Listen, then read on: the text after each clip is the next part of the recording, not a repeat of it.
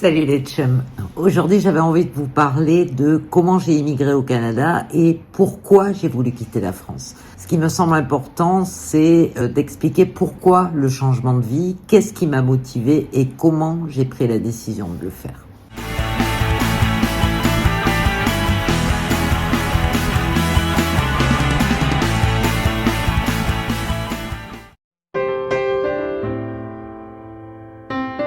Alors en fait, la décision, je l'ai prise parce que j'avais un ras-le-bol général de la France. J'étais à l'époque en libéral et j'en avais marre des charges, j'en avais marre de beaucoup de choses comme beaucoup de gens en France. J'en avais marre de l'esprit français, ça faisait des années que je voyageais, que je côtoyais des gens dans d'autres pays et ça a été la motivation principale, ça a été le ras-le-bol. Et à partir de là, j'avais pensé immigrer aux États-Unis d'abord. Je voulais m'installer à San Diego parce que j'étais attirée par la Californie. Mais le 11 septembre est arrivé, la frayeur m'a pris d'immigrer aux États-Unis avec ce qui s'était passé. Donc j'ai changé mon fusil d'épaule. Je suis tombée sur un site absolument génial qui s'appelle immigré.com où je vous mettrai les liens, je crois, ici. Et ça m'a vachement aidé à voir ce que c'était l'immigration, à connaître des gens qui étaient dans la même situation que moi et à pouvoir être aidée par Laurent et Laurence qui sont du site immigré.com, c'est eux qui l'ont créé. Et ça m'a permis d'avancer. Le processus d'immigration pour demander la résidence permanente, je ne sais pas si c'est toujours pareil maintenant, mais m'a pris environ 8 mois. Ça me semble être la solution la plus facile que d'aller d'abord en PVT là-bas et à devenir dingue à essayer d'avoir la résidence, où il fallait passer par Buffalo aux États-Unis à l'époque. C'était vraiment compliqué. Donc la résidence permanente, vous la demandez directement de France. Bon, il y a de la paperasse, il y a des visites médicales à faire, des tas de choses et je me souviens pas effectivement, vous le verrez mieux sur le site que je vais vous mettre là, comment gérer cette demande de résidence permanente. Perso, j'étais vraiment décidée, donc j'avais tout vendu, mon cabinet, mon appartement, et je suis quand même partie au Canada, pas les mains vides, avec un petit pécule. Ce qui a été important parce que j'ai tenté de passer mon équivalence pour pouvoir exercer comme dentiste là-bas, et j'y suis pas arrivée parce que les conditions étaient très difficiles. J'ai travaillé sur le bord américain avec un copain dentiste qui était là-bas aussi, et on a lamentablement échoué tous les deux d'ailleurs.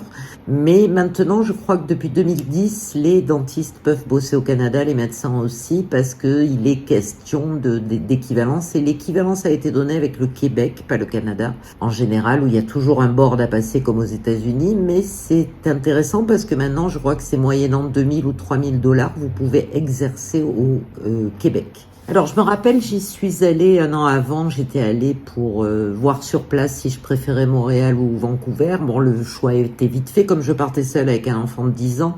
Le choix s'est porté sur le Québec parce que la langue française, c'était beaucoup plus simple. Et j'ai choisi le parti pris de le mettre à Stanislas à l'école française parce que je voulais pas le changer complètement. Déjà qu'il avait un changement de pays, en plus la rentrée en 6e. Je vous dis pas le bordel que ça a été, comme je suis fière de lui, de ce qu'il a pu supporter à cause de moi. Bref, donc nous voilà arrivés à Montréal en juin, après d'avoir eu la résidence permanente et d'avoir tout vendu. Et là a commencé l'adaptation. Il a fallu s'adapter.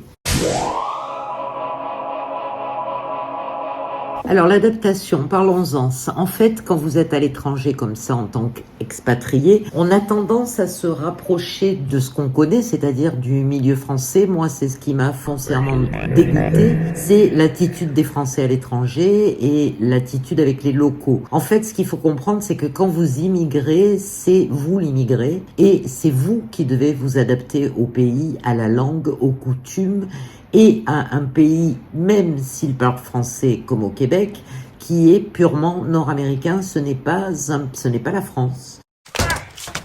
Ils ont des réactions de nord-américains et vous devez vous y adapter. En fait, ce sont des Américains qui parlent français. Pour ce que j'ai ressenti personnellement, c'est que ça a été très difficile d'approcher les Québécois, très difficile de se faire des amis québécois.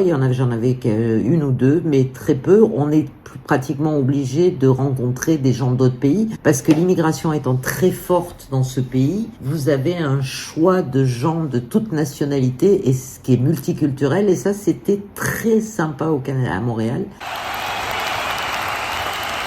notamment. Et donc les amis québécois, c'est plus difficile parce qu'on n'a pas la même mentalité. Ils ont l'habitude à ce que les gens arrivent et repartent, donc peut-être qu'ils veulent pas s'investir dans des amitiés. Donc vous avez vraiment du mal à rentrer dans le milieu québécois. Mais après, ce sont des gens charmants avec qui j'ai toujours eu de très bons rapports. Ils sont très gentils. Après, il y a des cons partout, comme en France, mais c'est des gens plus agréables à appréhender. Le contact est sympa. En fait, je pense que ça peut se comprendre quand on voit l'attitude dans Outremont, par exemple, qui est le quartier français de Montréal, où il y a beaucoup d'expats. Ils sont vraiment imbuvables, quoi. Ils sont comme sont les Français en général, c'est-à-dire pensant détenir la vérité sur tout vouloir gérer, penser que l'autre est moins intéressant que lui-même. Et voilà.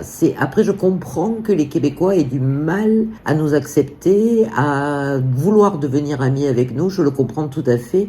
Et pour avoir fréquenté l'Alliance française au début, pour m'orienter, pour me faire aider, parce que c'est la réaction quand tu habites dans un pays étranger, j'en suis vite partie parce que la mentalité que j'avais quittée en France, j'avais pas l'intention de la retrouver à Montréal. Et ça a été vraiment une décision que j'ai prise radicalement. Dans tous les pays où j'ai habité, j'ai fui personnellement l'association française, même si il faut dire que ça a été salvateur au début. Après, ce qu'il faut rentrer et prendre en considération, excusez-moi, je suis coiffée comme une folle, mais comme d'habitude, c'est aussi le décalage horaire avec la France, c'est-à-dire avec vos amis, votre famille surtout, et que si vous avez besoin de parler le soir parce que vous avez un coup de spleen, eh bien, c'est la nuit en France et vous pouvez pas les appeler. Et moi, j'ai eu une sale expérience où on a cru me trouver un cancer du sein et le soir, j'étais bien seule à la maison avec le gosse de 10 ans qui dormait et je pouvais parler à personne. Donc, c'est un aspect qu'il faut pas négliger quand même. Après, l'autre aspect qu'il faut pas négliger aussi, c'est que quand vous travaillez là-bas, vous n'avez, comme aux États-Unis, que 2 semaines par an au début de vacances, peut-être 3 après avec l'ancienneté et que les seules vacances que vous allez pouvoir vous payer, c'est le retour en France. Personnellement, c'est ce que j'ai fait au début, que je faisais plus après, pendant les 3 ans où je suis restée à Montréal. Mais c'est le seul moyen que vous avez de voir la famille, parce que ne croyez pas, ne rêvez pas, personne ne viendra vraiment vous voir. Même s'ils disent qu'ils viendront vous voir, les 3/4 des gens ne viendront pas, parce qu'ils sont pris dans leur vie, parce que quand vous êtes plus là, loin des yeux, loin du cœur, on vous oublie un petit peu, et c'est normal. Quoique maintenant, avec Skype, WhatsApp et tout ça, c'est peut-être un peu mieux. Moi, à l'époque, ça n'existait pas, puisque je vous parle de ça en 2004. Donc, il n'y avait pas de Skype, il n'y avait pas de WhatsApp, il n'y avait pas tous ces moyens que vous avez maintenant pour communiquer. Et c'était un coup de fil par semaine avec la France, avec des cartes prépayées pour pouvoir donner des nouvelles et avoir des nouvelles. Donc, pensez à ça, à la distance, si vous voulez vraiment vous couper de tout ça, de la famille et des amis, c'est quand même quelque chose à prendre en considération. Dernière chose un peu spé au Canada, c'est aussi les frais médicaux qui sont énormément chers, qui sont pas couverts toujours, donc d'où l'intérêt de prendre une assurance privée comme par exemple Globe Partner qui est très bien. J'ai aucun intérêt à vous donner ce nom, mais ça marche très très bien. Mais ne vous attendez pas à avoir un système de santé. Moi personnellement, quand on m'a trouvé ce cancer qui n'en était pas un, on m'a demandé si je voulais un rendez-vous pour une échographie de suite et je payais, ou dans 8 semaines et c'était gratuit. Donc c'est une médecine à 2 vitesses dans laquelle vous avez très peu de chances d'être enrôlé. C'est des heures d'attente dans les hôpitaux quand vous avez un gosse qui vous fait une crise d'asthme, comme ça a été le cas pour moi, où il y avait 8 à 10 heures d'attente à l'hôpital juif pour le faire montrer à Montréal. Et heureusement que je suis un peu médecin quelque part, je n'ai pas attendu, je suis repartie. Je me souviens d'une autre fois aussi où j'avais une douleur qui ressemblait à une douleur cardiaque. Personne s'occupe de vous dans les hôpitaux. Vous restez aux urgences des heures et des heures sans même qu'on vous adresse la parole. Tout ça, ça change du système français, de la carte vitale, bien au chaud en France où tout est pris en charge.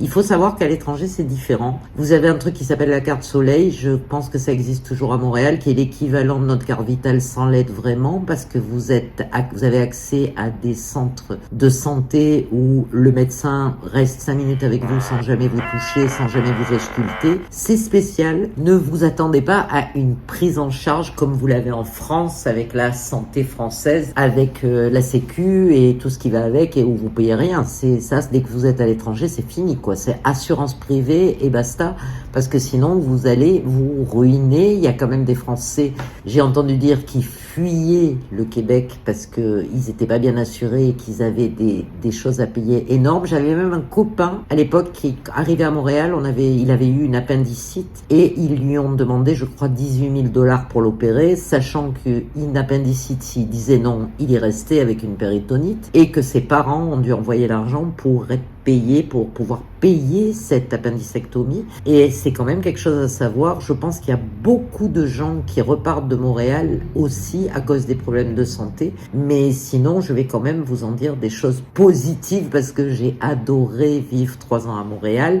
Et je pense que si j'avais eu mon équivalence, j'y serais restée. Je ne serais pas partie parce que je travaillais comme hygiéniste dentaire pour faire un peu de sous. J'étais payée 7 $ de l'heure et les jours où je travaillais, j'étais payée, mais les jours où je travaillais pas, j'étais pas payée. Donc c'était plus possible de rester à Montréal. On a vécu sur les réserves pendant 3 ans. À un moment, il a fallu prendre la décision de quitter le Canada.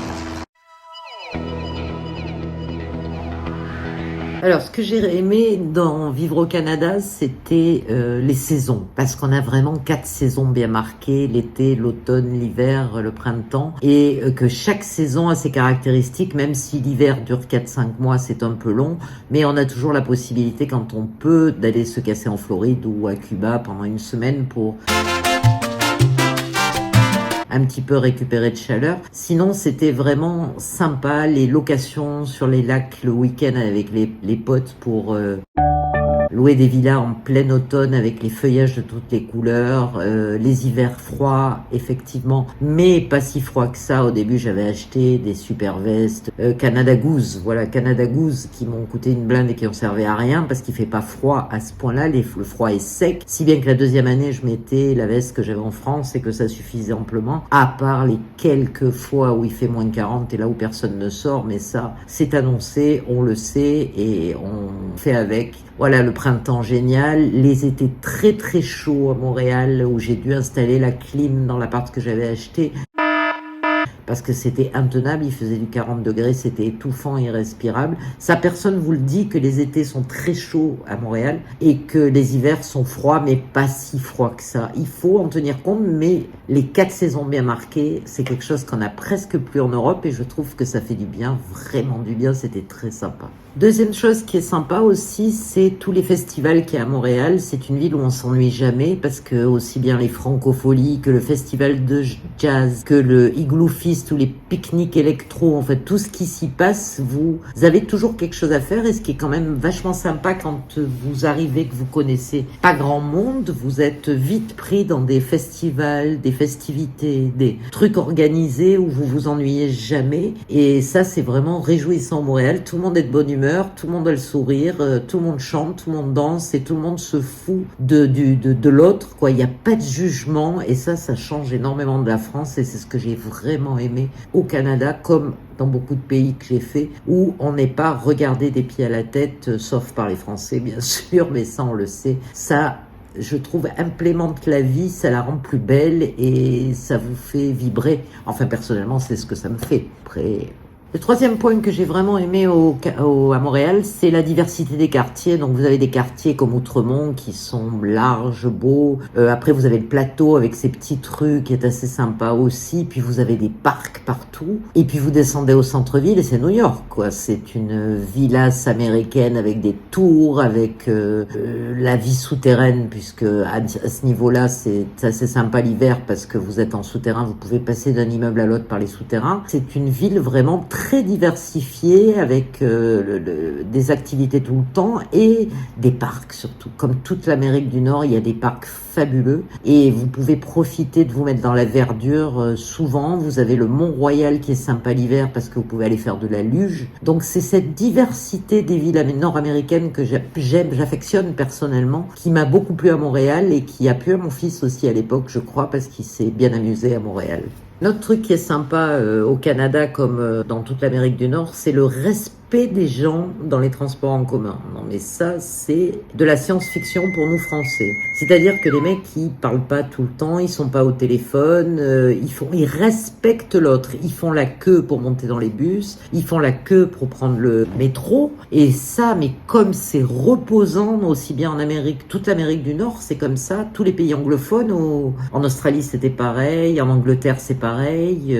Et ça, c'est reposant par rapport, je sais pas, par rapport au tram à Nice où tout le monde s'en fout de tout le monde, où les jeunes se lèvent pas pour laisser la place aux vieux, où chacun parle dans son téléphone, voire met la musique fort. Ce respect qu'ont les gens dans les pays anglophones, ça, c'est quelque chose vraiment que je voulais noter et notifier, et comme c'est appréciable et reposant au quotidien. Et la sécurité. Parce que ça, c'est vraiment sécure. Montréal est vraiment une ville sécure.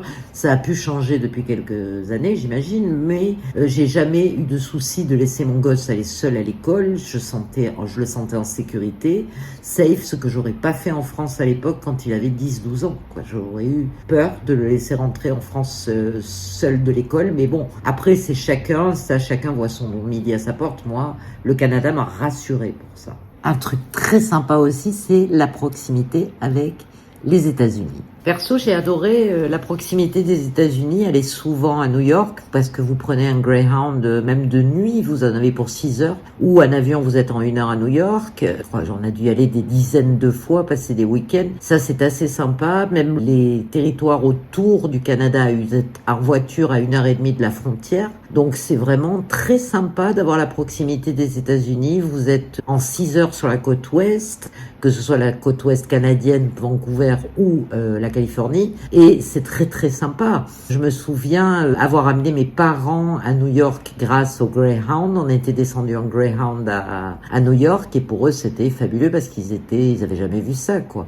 Après, vous avez la proximité aussi de l'Ontario.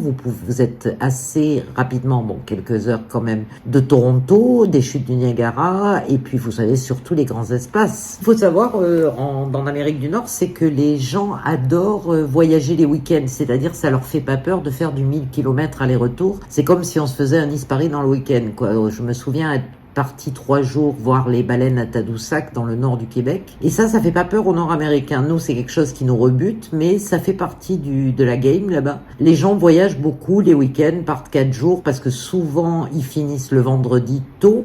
Comme les gosses n'ont cours que le matin aussi, ça c'était super sympa. L'après-midi est faite aux activités à la mode américaine. Donc ça leur donne l'occasion de faire des week-ends assez longs et de se barrer même loin.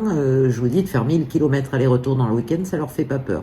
Et ça, je trouvais ça assez sympa parce que ça te met dans le mouvement, dans le changement total et dans la vie nord-américaine directement. J'aurais tellement de choses à dire sur mes 3 ans de vie au Canada que j'ai adoré, et que si j'avais une équivalence, j'y serais sûrement restée, je pense. Mais c'était vraiment un pays qui a été accueillant pour moi, qui a été fantastique, et j'ai gardé de très bons amis français qui sont installés là depuis 15 ans maintenant et qui rentreront sans doute jamais. Et ça prouve que on peut réussir son expatriation au Canada à condition de bien vouloir s'adapter aux Québécois ou aux Canadiens, à condition de vouloir se fondre dans la masse et ne pas faire son français moyen qui râle tout le temps et qui la ramène. Donc moi, perso, je vous engage à le faire. Moi, j'ai tout vendu, je me suis barrée. Ça m'a pris 1 an pour me barrer. Quand on parle de changement de vie, faites-le parce que vous avez peut-être l'âge, vous êtes peut-être jeune ou moins jeune, puisque j'avais 42 ans quand je suis partie au Canada. Mais il n'y a pas d'âge, je pense, pour le faire. Profitez-en, tentez votre chance, même si vous y restez 4-5 ans, et alors vous irez ailleurs après. C'est ce que j'ai fait. Voilà, j'espère que cette vidéo vous a plu. N'hésitez pas à me filer des likes et des commentaires, d'activer la cloche bien sûr et de vous abonner. Je ferai une prochaine vidéo sur mon expatriation au Vietnam et je vous raconterai comment je suis arrivée là-bas et comment ça s'est passé. À ciao, bonsoir les amis. Ciao.